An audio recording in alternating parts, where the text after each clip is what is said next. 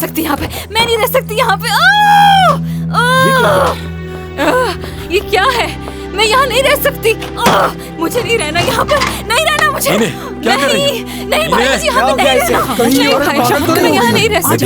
पागलों की तरह चिल्ला रही है। अपनी जबान संभालो। नहीं रह सकती मैं यहाँ। खराब नहीं करो, जाओ यहाँ से। अच्छा यहाँ पे बैठिए। तुम्हारा कुछ नहीं हुआ, मैं देख नहीं रहना लूंगा। मुझे तुम यहाँ अंदर पर, जाओ। नहीं रहना। तुम भी अंदर जाओ, प्लीज बस दोनों अंदर जाओ। मैं यहाँ नहीं रह सकती। देखो तो कितनी अजीब सी जगह है। यकीन करो मेरा यहाँ पर दम घुट रहा है। यहाँ पर बहुत जबरदस्त झगड़ा हो जाता अगर फतेह ना आता। फतेह बोला? वो यहाँ पर है? उसका नाम सुनकर इतने परेशान क्यों हो गए? क्या तुम उसे जानते हो?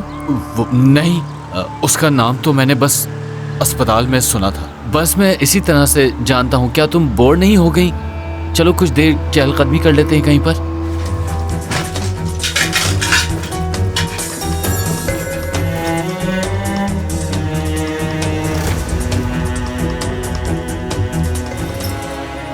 तो ये था इसमें।